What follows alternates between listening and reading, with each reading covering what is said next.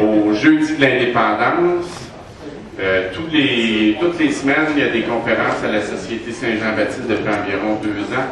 Une semaine, ça porte sur le thème de la langue, l'autre semaine, ça porte sur le thème de l'indépendance. Ces 2 thèmes sont très interreliés. Alors, cette semaine, c'est très spécial. Notre invité a été à l'emploi de diverses organisations publiques et privées dans le secteur des communications et des affaires internationales. Il a déjà aussi travaillé à la Société Saint-Jean-Baptiste aux communications. Il est diplômé en histoire et en lettres de l'Université de Toronto. Il a publié plusieurs ouvrages, dont le Référendum volé et récemment Derrière l'État des marais Power. C'est son 4e ouvrage. Alors, grâce à Power Corporation, on sait que Paul Desmarais a acquis une fortune colossale. Alors, il va pouvoir nous en parler suite à son enquête. On le voit quotidiennement ou presque quand vous regardez les médias, Jessica, vous regardez la presse et vous regardez maintenant il y a le Journal de Montréal qui est un petit peu plus ouvert pour parler de la question linguistique et de la question nationale. On a vu aussi la couverture du livre qui a été très significative quand on compare ce qui a paru dans la presse ou ce qui a paru à Radio-Canada par rapport à ce qui a paru dans les autres médias de communication. Alors, sans plus tarder, nous allons acclamer notre prochain invité, Robin Philpott.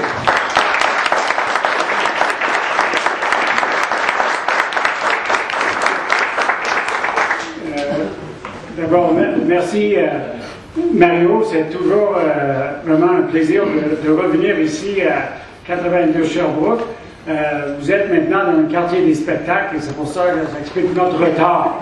C'est impossible d'arriver ici. Et en tout cas, je te remercie d'avoir organisé cette rencontre. Ensemble, on réussit à un peu briser le silence et briser un gros problème d'information. On fait ça ensemble, on fait des assemblées et peu à peu l'information circule. Bon, la question qui se pose, c'est pourquoi l'État des marais? Pourquoi un livre sur des marais et pourquoi l'État des marais? En fait, la raison première pour ce livre-là, c'est parce que ça n'existait pas. C'est vraiment une surprise. J'ai fait des bibliothèques, j'ai fait des recherches documentaires. Il n'existe rien, ou presque, sur les marais, Power Corporation, et sur ses influences politiques et économiques qui sont immenses depuis le milieu des années 60. Juste pour donner une idée, en 1968, l'Assemblée nationale du Québec a créé une commission d'enquête à la demande d'Yves Michaud, qui était député libéral à l'époque, a créé une commission d'enquête sur la concentration du pouvoir économique et surtout médiatique suite à la prise de contrôle de la presse. Donc, c'était l'été 67, Paul Desmarais prend la presse et vous avez les yeux déjà sur le soleil et le droit. Donc, il y avait un objectif clair et l'Assemblée nationale a mis sur pied cette commission. Et depuis ce temps-là, il y a eu plusieurs autres commissions dont je vais vous parler, mais pourquoi il n'existe à peu près pas de livre là-dessus. Pierre Godin, c'est l'exception. En 1972, il a écrit un livre qui s'appelle « L'information opium, l'histoire politique de la presse ». Et je vous recommande d'aller à la bibliothèque chercher ce livre-là, parce que c'est remarquable ce qu'il disait là, puis c'est remarquablement d'actualité. Mais depuis ce temps-là, je dirais qu'il y a un silence là-dessus, de notre part en tant que souverainiste, de la part aussi, je dirais, de l'ensemble des mouvements sociaux d'aborder ce sujet-là. Et là, on me demande pourquoi. Vous savez, on est dans un pays où le symbole, c'est un policier monté sur un cheval. Alors, il faut peut-être penser qu'on cultive l'obéissance dans ce pays ici, dans ce pays, le Canada. Parce que, je veux dire, aux États-Unis, si quelqu'un avait autant de pouvoir politique et économique, il y aurait des volumes. Ça ne veut pas dire qu'il arrive à mettre fin à ça, mais il y aurait des volumes et des documentaires. En France, en Italie, la même chose. Il y a une culture de contestation par des livres, par des documentaires, contre ces pouvoirs démesurés. Mais ici, il n'y en a pas. C'est pas que nous, on n'avait pas, je pense qu'on a comme avalisé l'idée qu'on n'a pas le droit de toucher à ça. Je pense que les souverainistes, c'est une autocritique qu'on doit se faire, c'est que pourquoi on n'a pas abordé. Je pense qu'on a comme c'est un armada, puis on a essayé de naviguer autour en faisant semblant qu'il n'était pas là. Alors, il y avait, à mon sens, il y avait un gros besoin. Et juste pour apprécier, il y en a qui appellent ça un État, et il y en a qui appellent ça une pieuvre tentaculaire. Je pense que c'est l'expression la plus juste pour décrire cette chose-là. Juste dans des choses, juste ici à Montréal, la présidente de la Chambre de commerce de Montréal s'appelle Hélène Desmarais. La présidente de HEC s'appelle Hélène Desmarais. Ça, c'est deux organismes auxquels le SSJB a aidé à fonder il y a une centaine d'années. Vous voyez, alors il y a un changement de garde, un peu. Et au sein et aussi placé dans ces organismes, dans HEC par exemple, il y a Paul Desmarais fils qui est là, qui est dans un conseil consultatif international. À l'Institut économique de Montréal, la présidente du conseil, Hélène Desmarais. L'Institut sur la gouvernance des organismes publics et privés, une membre du conseil, Hélène Desmarais. Et je fais un petit à côté, si quelques-uns d'entre vous ont entendu où on a invité mon livre sans m'inviter à l'émission de Christiane Charette, Michel Nadeau était venu, et un homme, Michel Nadeau, ancien vice-président de la Caisse de dépôt, que j'ai rencontré anonymement, et que j'ai respecté sa demande de rester anonyme, il a violé la première règle de la gouvernance, soit la transparence. Parce qu'à cette entrevue-là, ni lui ni Radio-Canada a dit que Hélène Desmarais était membre de son conseil d'administration. Alors, vous voyez un peu les faits. Ça, c'est juste 4 organismes, mais ils sont partout. Et quel est l'effet? C'est que les gens se taisent. Les gens savent, tu ne peux pas toucher à ça. Et on l'accepte. Alors, ils sont placés partout. Puis, je veux dire, ça, c'est le parti visible. Il y a aussi le parti invisible, je dirais. Mais la question qui se pose dans le cas de Desmarais, peut-être, je veux dire, on connaît un peu les grandes familles bourgeoises québécoises, les grandes familles, comment ils se sont enrichis. On sait que les Bombardiers, bon, c'est un créateur, c'était un entrepreneur, il est parti des motoneiges. Il a eu un beau coup de pouce de l'État, et je crois qu'il ne faut jamais qu'il l'oublie d'ailleurs. Il faut qu'on leur rappelle qu'ils ont eu ce coup de pouce de l'État québécois. Sans quoi, en 1974, Bombardier n'aurait jamais été dans les avions, n'aurait jamais décroché de grands contrats des wagons, parce que l'État québécois a exigé que ce soit Bombardier qui fournisse pour la ville de Montréal. Donc, mais on sait d'où vient sa richesse. Pellado, c'est pareil.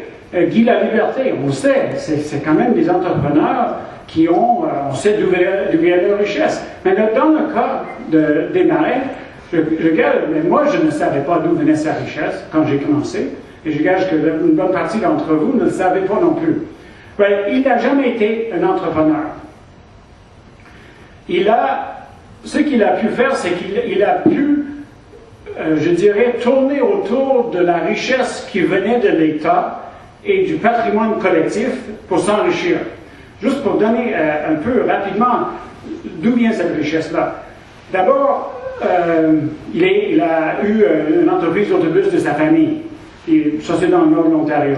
Ensuite, il est arrivé à Ottawa, et pendant qu'il était à Ottawa, bon, il a acheté, avec l'aide de Maurice Duplessis, le Gatineau Transport Autobus Gatineau, qui appartenait d'ailleurs à l'entreprise Gatineau Électrique. Donc, puis on était à la veille de faire une étatisation, donc l'État s'en débarrassait, lui, il prend ça. Donc, avec des avantages. En 1962, ben, il est à Montréal, et là, à ce moment-là, il y avait Gatineau Électrique qui venait de recevoir quelque chose comme plus de 15 millions de dollars, qui était énorme à ce moment-là, qui était assis là, puis les gens qui géraient cet argent-là ne savaient pas trop quoi en faire. Cet argent venait de l'État québécois et de l'État du Nouveau-Brunswick parce qu'ils avaient étatisé des entreprises électriques. Now, ce qui est important de savoir, c'est que les entreprises d'hydroélectricité, que ce soit la Shawinigan ou partout au Canada, et au Québec, c'est vraiment le cas, c'est que ces gens-là ont profité pendant à peu près 60 ans d'un monopole sur l'hydroélectricité, avec un marché captif où il y avait le monopole. Donc, ils se sont enrichis grâce à un patrimoine collectif. Donc, il y a étatisation. Cet organisme qui s'appelait Gatineau Électrique, qui est devenu GELCO, Gatineau Électrique, GELCO, il s'empare de ça. Donc, il s'empare de liquidités qui viennent directement du patrimoine collectif québécois et canadien aussi. Ensuite, bon, après ça, il achète les valeurs transcanadiennes de Jean-Louis Lévesque, qui lui-même, et ça c'est selon les paroles de Paul Desmarais, il était produit par Maurice Duplessis. Maurice Duplessis lui a donné des avantages, l'État québécois lui a donné des avantages, de sorte qu'il était un homme d'affaires. L'évêque Beaubien, ça vient de lui. Donc, il achète, parce que Jean-Louis Lévesque prenait de l'âge, alors Desmarais l'achète, les valeurs transcanadiennes. Et là, bon, on a parlé de GELCO, et GELCO, le GESCA dont on parle tout le temps, ça vient du Gatineau Électrique, GE. Donc, je veux dire, les origines de sa richesse, les origines de GESCA, ça vient de Gatineau Électrique.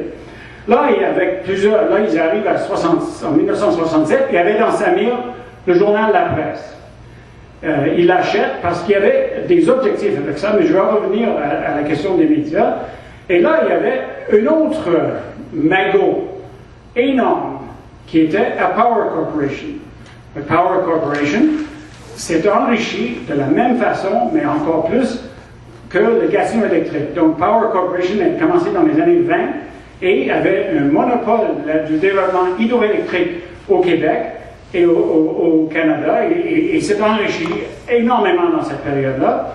En 1962, nous savons, Hydro-Québec a nationalisé ou a étatisé les entreprises privées, et avec ça, et aussi une étatisation en Colombie-Britannique, et quelques autres changements, Power Corp s'est enrichi, s'est quasiment doublé son actif. Donc ça, c'est en 62-63. Donc, il est assis comme ça, il y a Maurice Strong, dont vous avez sûrement entendu parler, qui gérait le Power Corp à ce moment-là. Mais tout ce montant-là, ce magot énorme qui était là, venait du patrimoine collectif, et Paul Desmarais s'empare de ça par une mainmise inverse. Là. Donc,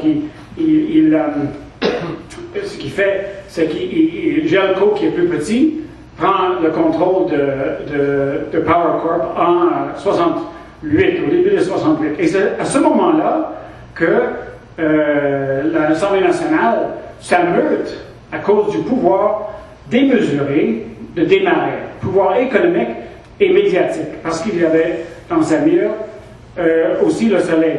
Donc, juste pour comprendre cette richesse-là, il y a des dettes, juste dans les années 60.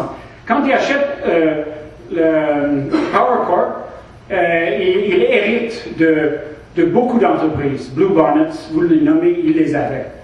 Dominion Glass à Pointe-Saint-Charles, la Consolidated Battlers, la plus importante fabricateur québécoise.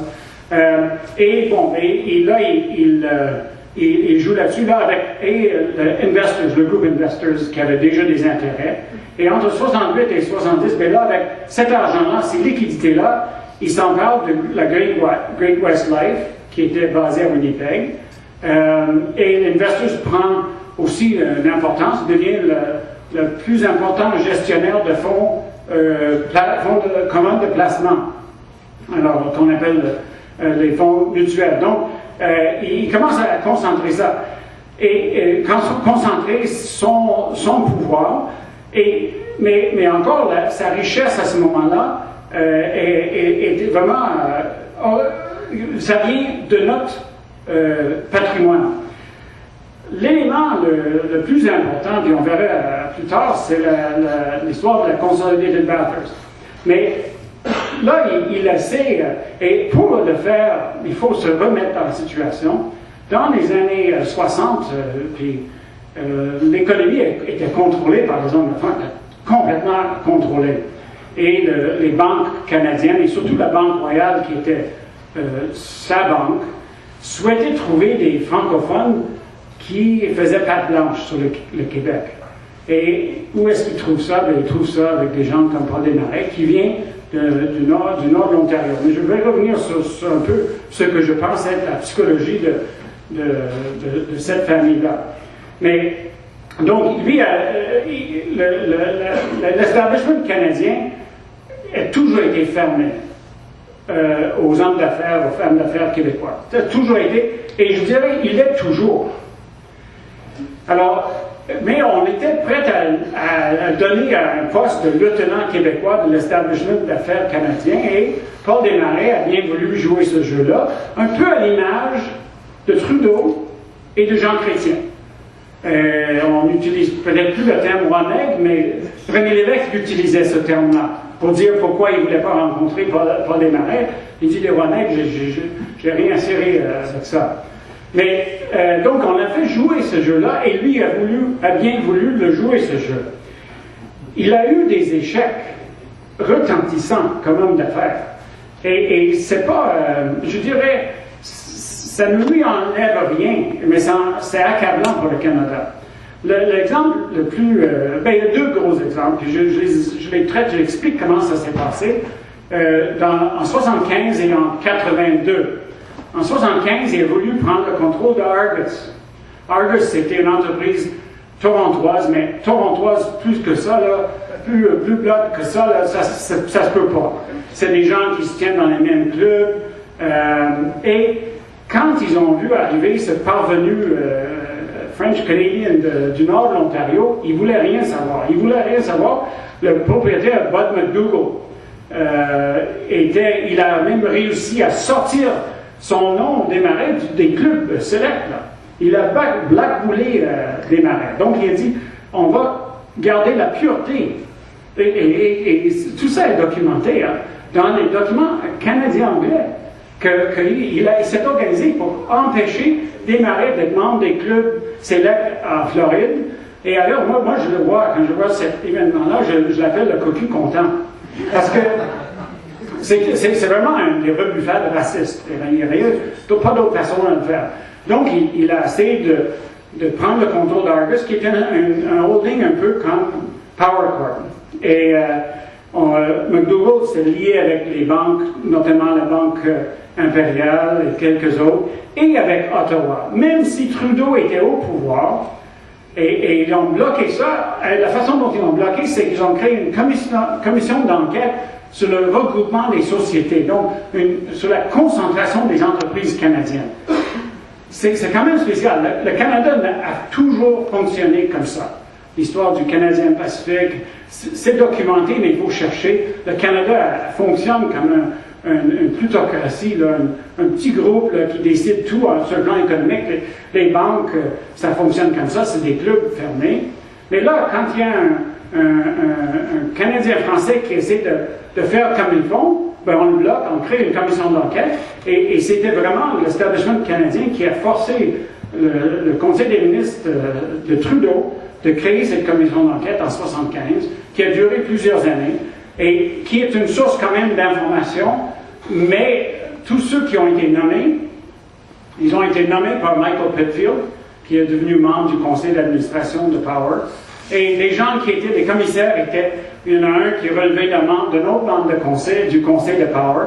Alors, Power réussit toujours, et on en parlera plus loin, à s'entourer de gens qui sont en politique, de sorte que la commission était douce comme tout, les recommandations n'avaient aucun mordant, et puis après ça, c'est parti. Mais c'est juste, en tout cas, dans ce livre-là, je cite un peu ces débats, juste pour voir, et des documents qui en sont sortis, mais ça c'est intéressant.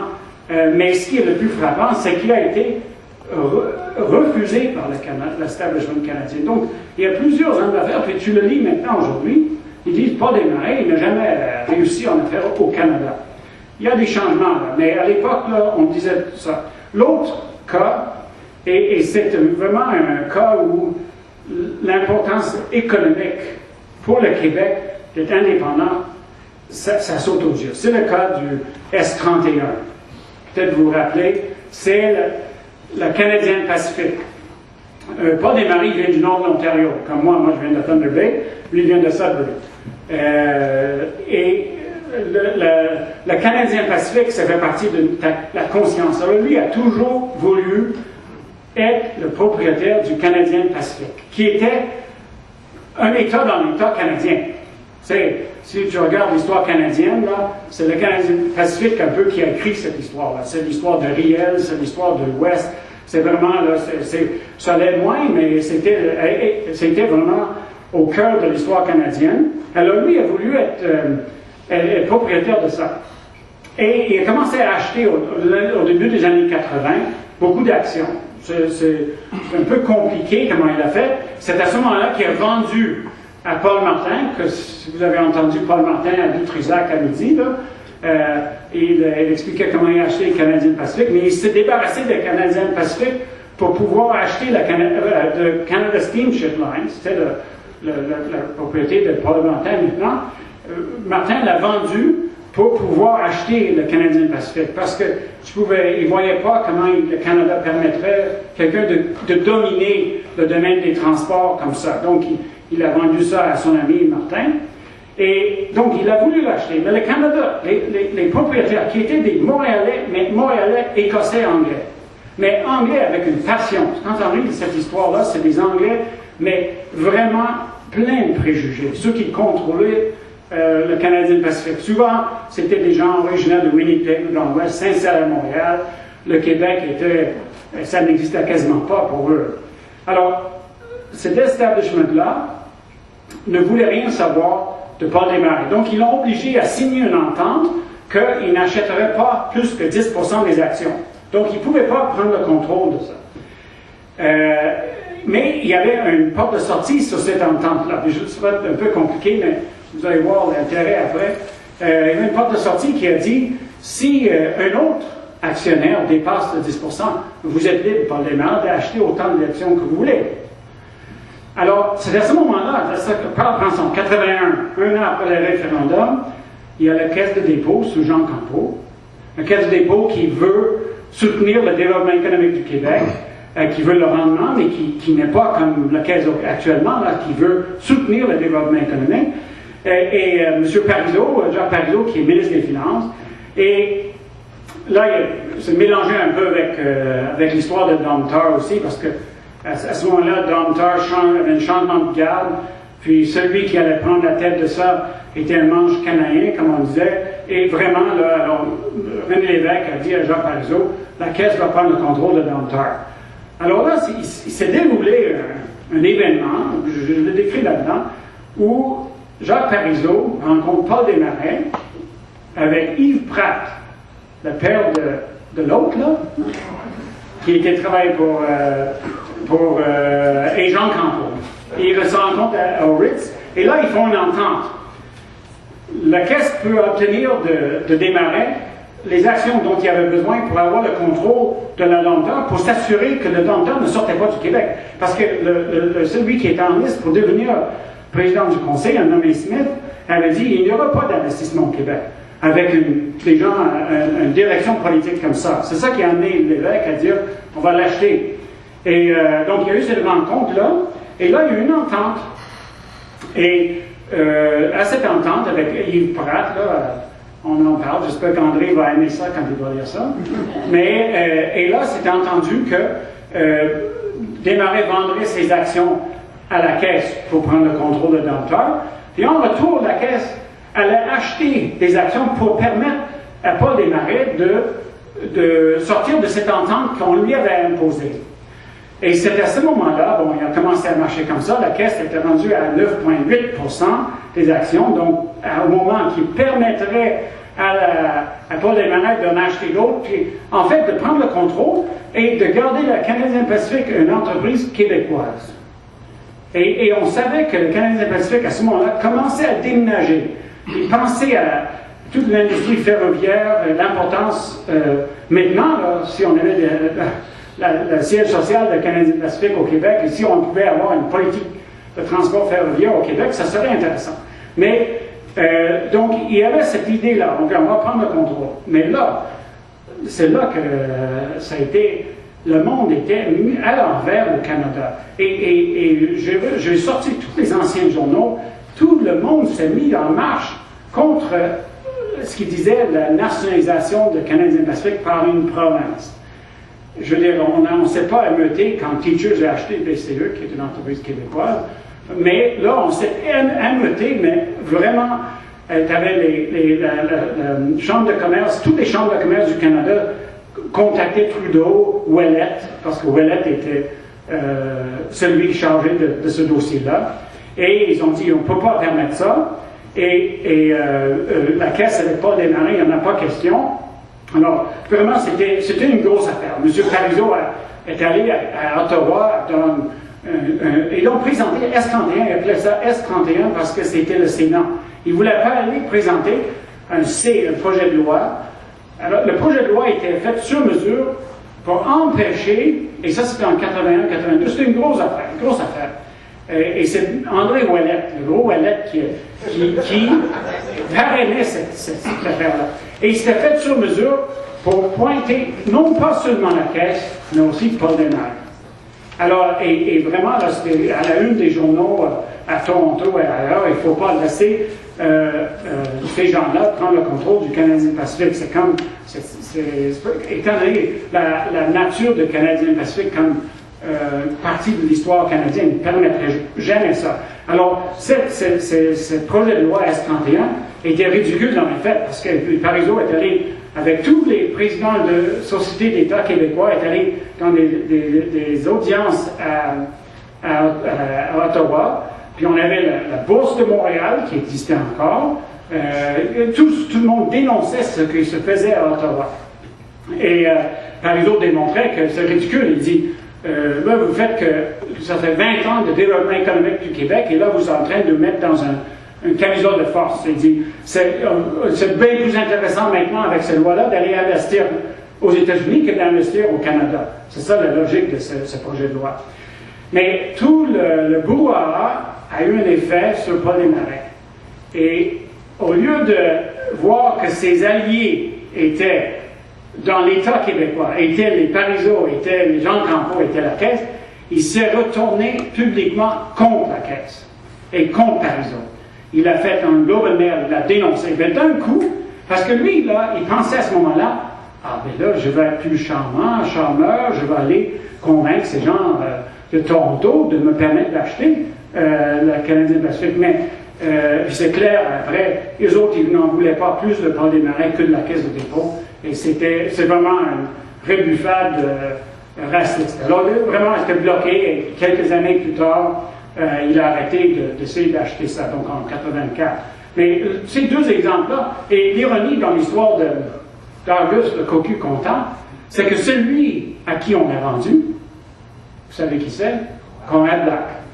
Parce que Conrad Black, son père s'appelait Monty Black, il était dans tous les bons clubs, fréquentait toutes les bonnes écoles, et Conrad Black est allé voir les héritières et les héritiers, puis il les a dit, je suis un des vôtres, là, vous allez me vendre ça, et on empêchait. Alors celui qui l'a eu,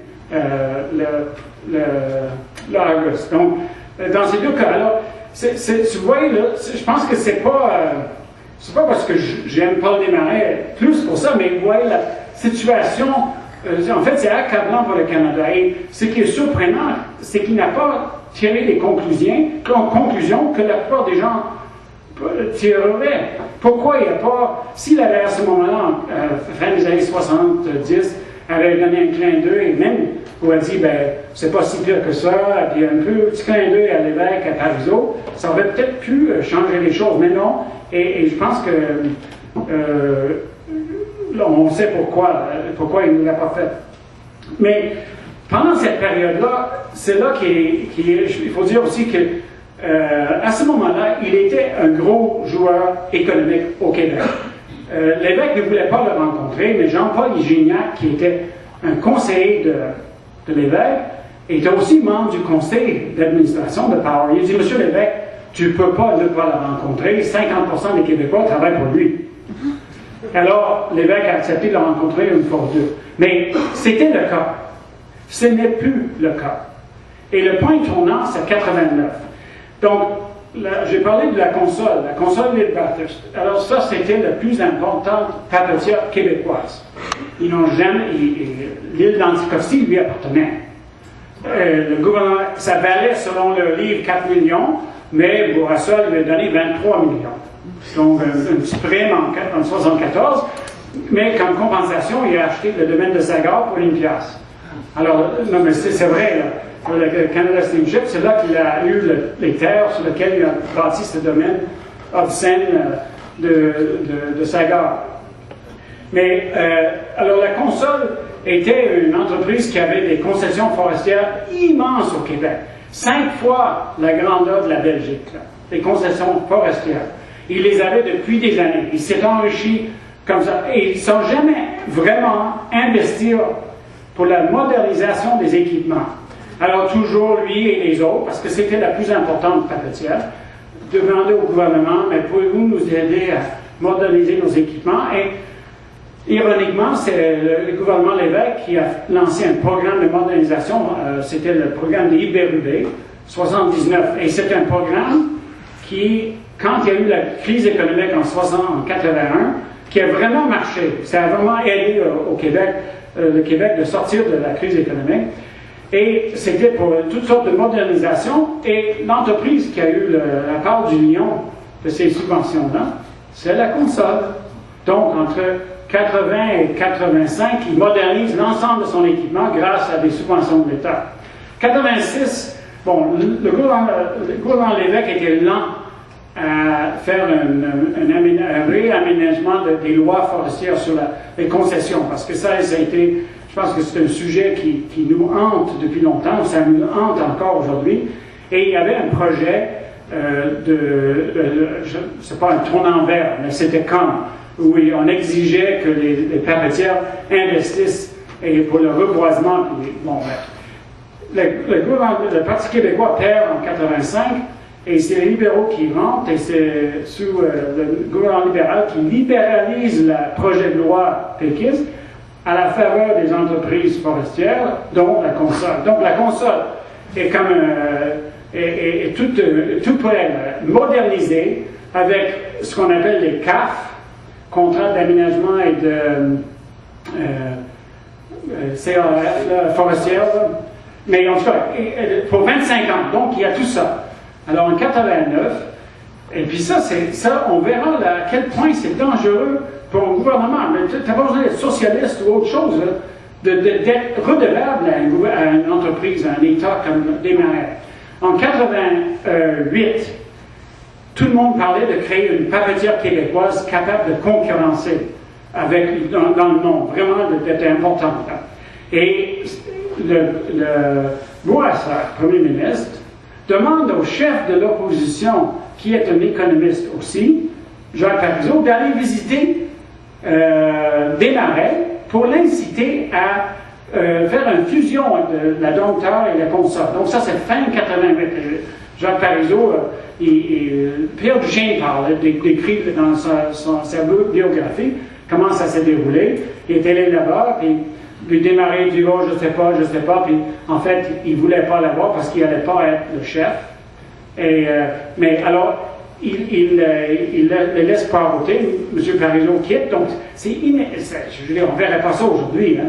Charest qui inviterait Pauline Marois d'aller voir un chef d'entreprise pour essayer de le convaincre de faire quelque chose dans ce qui serait les intérêts du Québec. Là.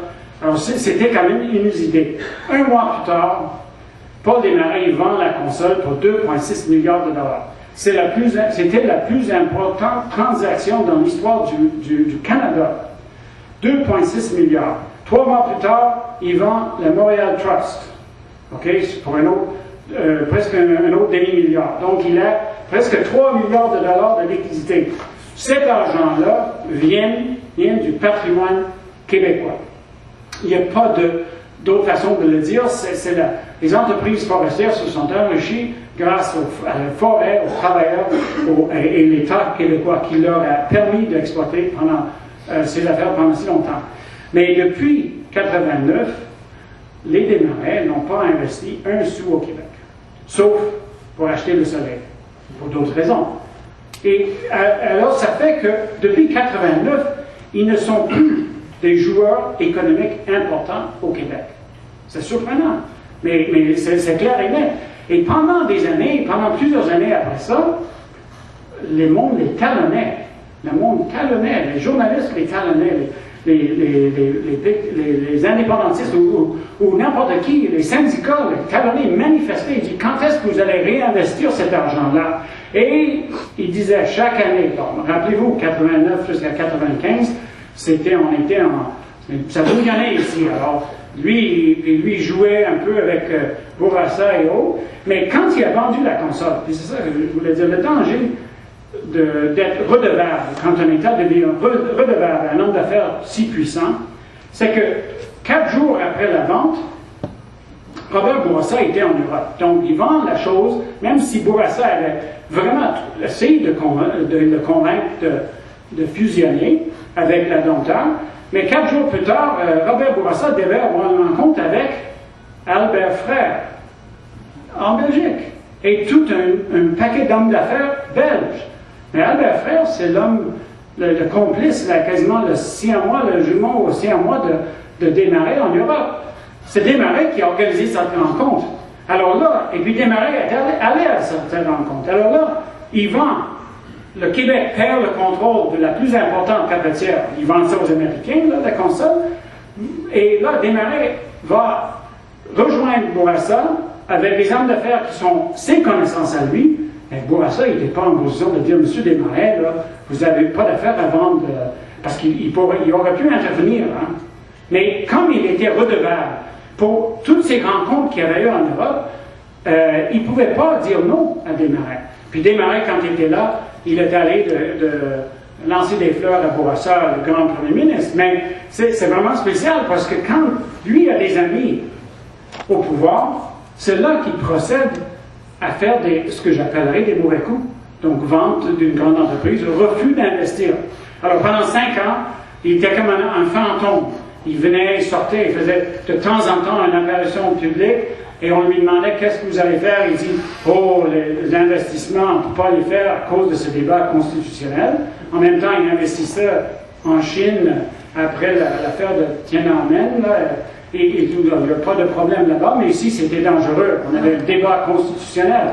Et pendant 5 ans, on l'avait, et il jouait là-dessus. Quand ça allait dans le sens de Bourassa, il dit oui, on va investir, et d'autres, vraiment, là, je retrace ces déclarations-là, mais le fait demeure qu'ils n'ont pas investi un sou depuis près de 20 ans. Ça va faire 20 ans dans peu de temps. Au mois de janvier, 20 ans qu'ils ont vendu la console. Alors, c'est que, à l'heure actuelle, le Québec, pour lui et pour sa famille et son clan, si on regarde, en fait, leur activité économique, c'est comme une basse-cour. Il faut le tenir en place. Mais les intérêts ne sont plus ici. Les intérêts sont principalement en Europe et aussi maintenant plus au Canada anglais. Mais ça, je vais revenir quand on parle de l'état des marais actuels. Je pense qu'il faut dire quelques affaires sur les médias. C'est la chose qui nous frappe. Ça nous frappe, la presse. C'est une puissance vraiment incroyable, cette puissance médiatique-là. 7 quotidiens sur 10 lui appartiennent.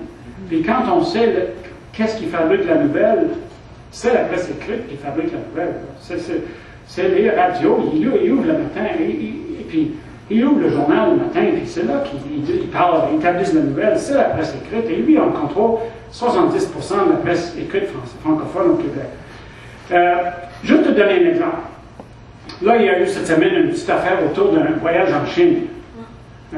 Charest devait aller en Chine, voyage politique, économique, mais personne n'a dit que celui qui l'organise, c'est Desmarais.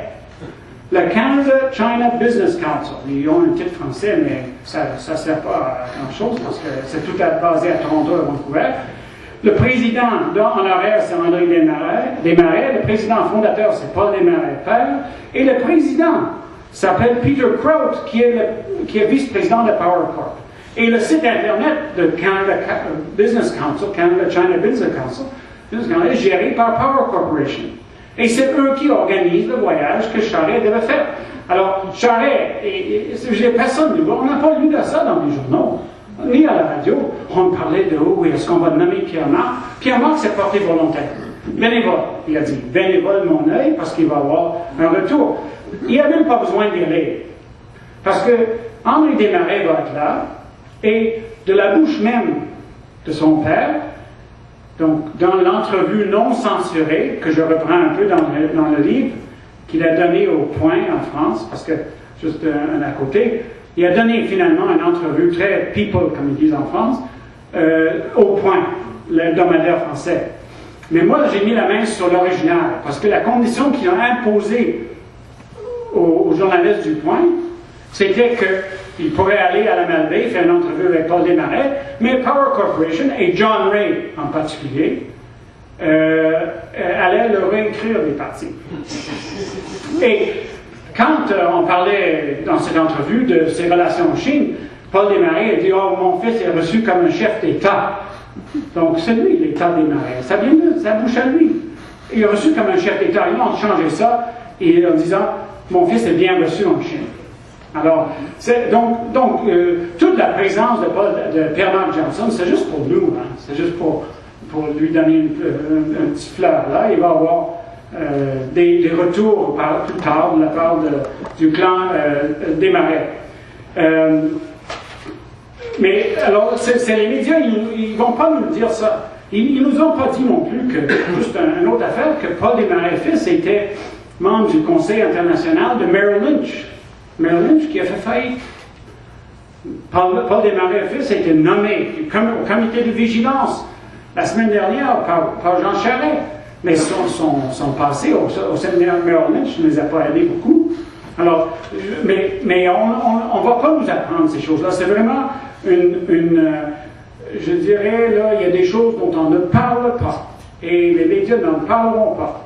Surtout Jessica, bien sûr, mais Radio-Canada non plus. Maintenant, un peu le Journal de Montréal, parce qu'ils ont mangé des claques et peut-être ils veulent en retourner à Québécois. Mais toute cette question de la concentration des médias est une question extrêmement importante pour nous. Je pense que depuis 1968, il y a eu au moins 4 commissions d'études, 4 ou peut-être 5, qui se sont penchées sur le problème de la concentration des médias au Québec et au Canada. À Québec et à Ottawa. Donc, ils ont fait des études savantes vraiment intéressantes. Là. Je vous invite à les lire, sauf que c'est plate parce qu'on sait qu'ils n'ont jamais rien fait. Des recommandations intéressantes. Par exemple, en 1981, la commission Kent avait dit il ne faut pas que, et puis c'est très pan-canadien, mais une des recommandations vraiment frappantes, qui avait du bon sens, c'est si vous possédez un journal à Montréal, vous ne pouvez pas posséder un journal dans une ville à moins de 500 km de Montréal. Ben, l'exemple. Alors, ça réglerait le problème de la presse tout de suite. Il ne pourrait pas être propriétaire du Soleil, ni de la Tribune, ni de la Nouvelliste. Je veux dire, mais jamais ça n'a pas dépassé les stades d'un avant-projet de loi. C'est la même chose au Québec. Le cas le plus frappant, c'est le cas de l'achat du Soleil en 2000. Vous savez que Robert Bourassa a refusé à Desmarais le droit d'acheter le Soleil en 1973 et en 1987. Hein. Bourassa, il a dit les Québécois ne permettraient pas à ce qu'il y ait tant de pouvoir médiatique entre les mains d'un seul homme. Quand Desmarais a voulu acheter Télémétropole, le CRTC a dit non. Les gens Pelletier et compagnie sont montés au créneau pour empêcher cette concentration-là. Mais en 2000, et finalement, il réussit à mettre la main sur le Soleil parce que Conrad Black voulait le vendre, et qui était Premier ministre, Lucien Bouchard. Et Lucien Bouchard a fait le tapis. Il a envoyé Bernard Landry à faire le tapis avec Et donc, c'est à ce moment-là qu'il a porté sa propriété à 7 sur 10 des quotidiens au Québec. C'est vraiment, je veux dire, c'est une autre critique qu'on doit se faire. C'est nous qui l'avons laissé, si on dit nous, souverainistes, on l'a laissé aller, là. Maintenant, on voit le problème. On voit le problème. À ce moment-là, avant 2000, des fois, on avait des informations sur des marais dans le soleil. J'en ai vu quelques-uns, mais après ça, plus rien. Alors, c'est vraiment une situation grave. Et il y a une autre affaire sur les médias. Quand ils l'ont acheté en 67, la presse, l'adjoint de Paul Desmarais s'appelait Claude Frenette. C'était l'organisateur principal de Trudeau.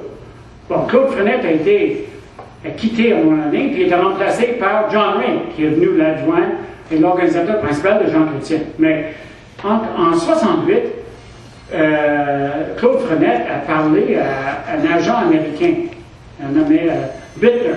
Et dans cette rencontre, en 68, il avait dit, la question du supervisme, on va s'en occuper. Avec le Power Corporation, avec la presse et les autres médias, on va battre les séparatistes par des opérations de propagande subtile. Donc, la volonté de Desmarais n'a jamais été cachée. Il l'a dit en plusieurs entrevues en 71. Quand il a acheté le journal, c'était pour défendre sa position. Et non pas seulement à la page éditoriale. Cette idée qu'il y a une étanchéité entre la page éditoriale et les pages nouvelles, c'est de la foutaise. Je veux dire, qui choisit les nouvelles? Qui choisit de taire les choses? Là? Ils ont un contrôle inouï de l'information et je pense que c'est vraiment un sujet sur lequel nous avons l'obligation de nous pencher. Et les informations sont là, les idées sont là. Est-ce que le courage est là? Ça, c'est la question. Le courage de prendre ça par les cornes. Et des gens disent, bon, c'est l'information, c'est une propriété privée. Mon œil, l'État québécois a légiféré 3 fois sur la propriété de la presse, pour des questions politiques. Il a créé GESCA pour respecter la loi québécoise qui exigeait que ça soit une propriété à plus que 50% d'un Québécois. C'était une question politique qui les a amenés à légiférer 3 fois sur la presse. C'est des questions politiques qui ont amené Bourassa à bloquer l'achat. Mais pourquoi on baisse les bras comme ça pour dire on ne peut rien faire comme ça? C'est un droit à l'information et un droit, moi je dirais c'est un des droits les plus fondamentaux et dans notre situation, c'est probablement une des choses les plus graves qui nous entourent. Bon,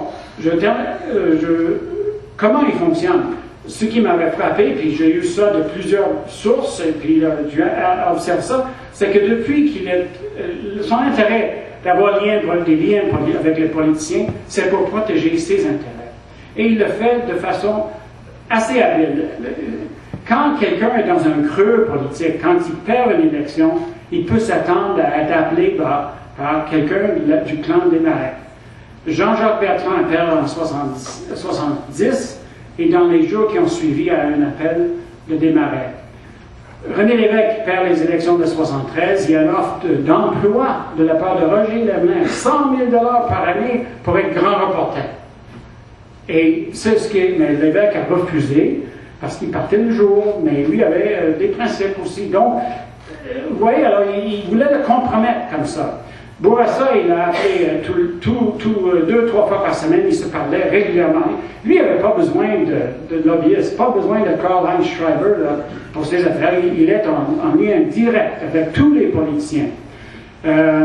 Trudeau a commencé sa campagne dans le bureau, sa campagne à la direction au début de 68, avec le Parti libéral du Canada, dans le bureau de Paul Desmarais.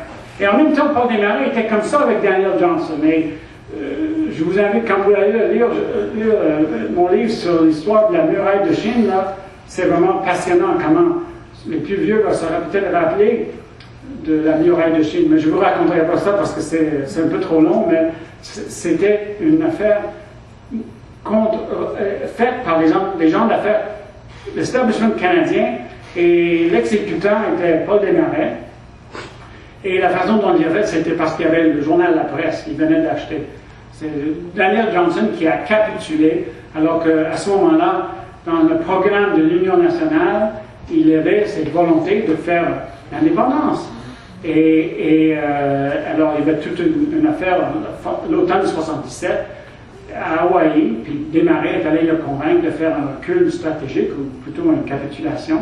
Il a fait, et puis après ça, il a fait paraître dans le journal La Presse sa déclaration « Il n'y aura pas de muraille de Chine autour du Québec ». Autant 67, mais non 77. C'était en... Là, j'ai raison. C'est en 67. Oui. T'as dit 77. Oui. OK, c'était en 67, là, après l'Expo, après De Gaulle. Mais c'est juste... il a vu l'intérêt d'être proche des politiciens très tôt. Mais c'est les seuls qui n'ont pas mangé dans sa main, c'est l'évêque et Parizeau, et peut-être Bernard aussi, mais lui a hérité une situation où Beauchard mangeait dans les mains, et il mange encore dans les mains du clan Desmarais. Donc, et Sarkozy l'a expliqué comment il est devenu ami de Desmarais parce que Sarkozy avait appuyé Balladur en 1995, contre Chirac. Les Balladur étaient battus. Et c'est là que, tout de suite après cette élection-là, qu'ils se sont mis d'amitié. Puis bon, il l'a fait venir ici parce qu'il y avait des intérêts. Puis bon, peu à peu, et puis là, Sarkozy a dit, si je suis président, c'est un peu grâce à Paul Desmarais. Alors, il fonctionne comme ça. On a vu ça la semaine dernière avec l'arrivée de Sarkozy, la veille de la sortie de mon livre, là, ça vient de tomber. Ça, mais Sarkozy,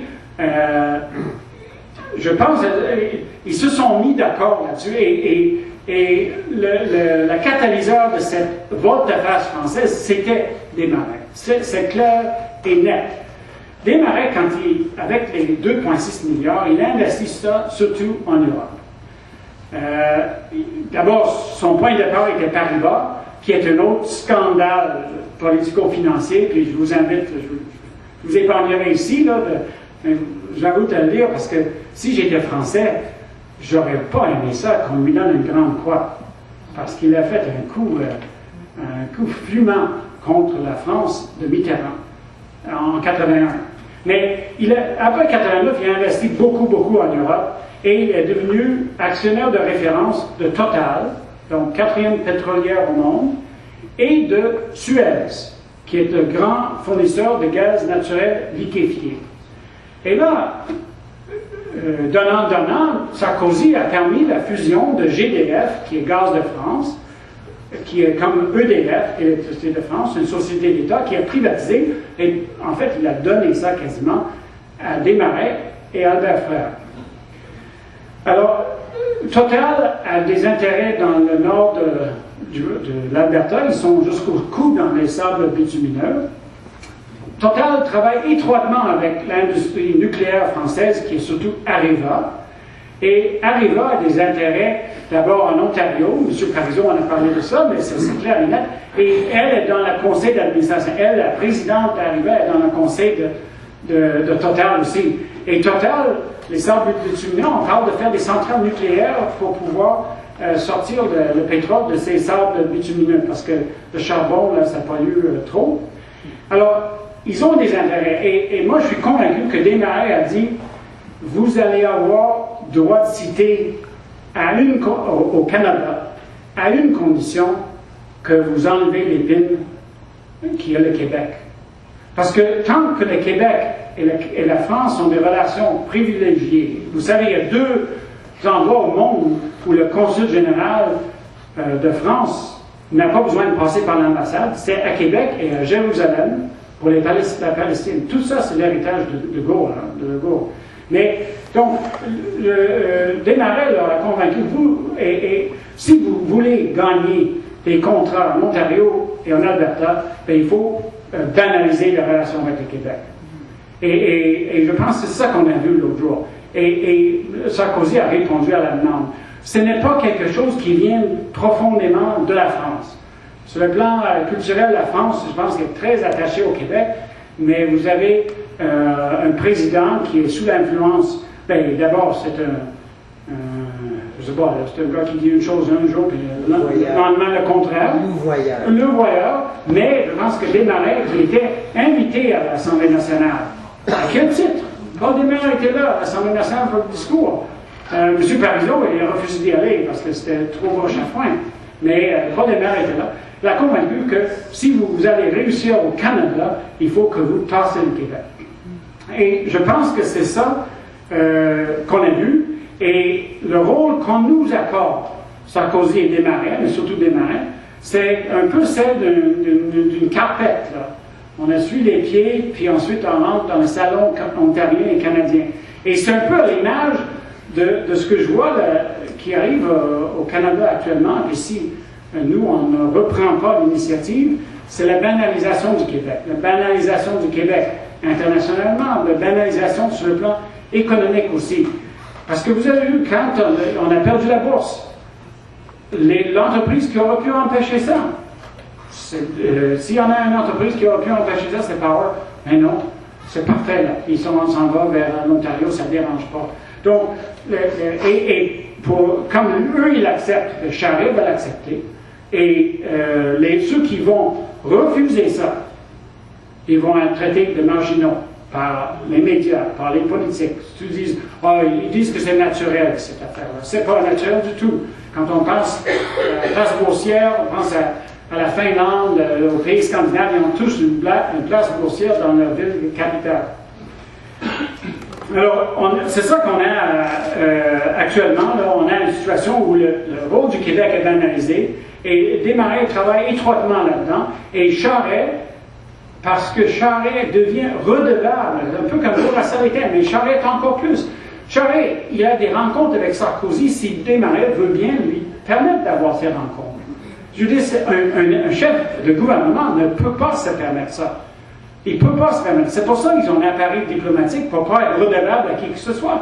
Comment il va dire non quand il sait que, bon, avec Desmarais, je peux rencontrer Al Gore, je peux rencontrer un tel. Je veux dire, c'est vraiment, là, on voit le danger d'une situation où on donne tant de pouvoir à un État. Dans l'entrevue non censurée, mais je vais vous lire, la question de l'indépendance, Paul Desmarais, il sait que ça marcherait. Alors, dans l'entrevue non censurée, il a dit, on lui a posé la question sur l'indépendance du Québec. Il dit, et je le cite textuellement, c'est simple. Si vous voulez être indépendant, il faut une économie qui marche à fond de train, une économie très forte. Il faut se passer des subsides d'Ottawa, se battre sur la technologie, la productivité. Aujourd'hui, pour être indépendant, il faut être fort économiquement. C'est bon, hein? On dirait que ça sortirait de Jacques Parizeau. Mais voilà ce que John Ray a fait lire aux Français, que tout le monde qui a acheté Le Point, l'hebdomadaire, l'équivalent de Time Magazine en Europe. Un Québec fort dans un Canada fort a toujours été la meilleure solution et le meilleur choix pour les Québécois. Les francophones hors Québec et les autres citoyens canadiens ont toujours cru ça. En fin de compte, la grande majorité des Québécois ont toujours compris ça. C'est un pays merveilleux. Alors, c'est quand même... et dans cette entrevue, donc, je pense qu'on est dans une situation-là où on pourrait sortir de la déclaration de Desmarais et dire, voilà ce que ça nous prend pour être indépendant. Et pour être ça, une économie qui marche fort, travaille sur la productivité, ça nous prend un État, un vrai État, et beaucoup moins d'État Desmarais. Merci beaucoup.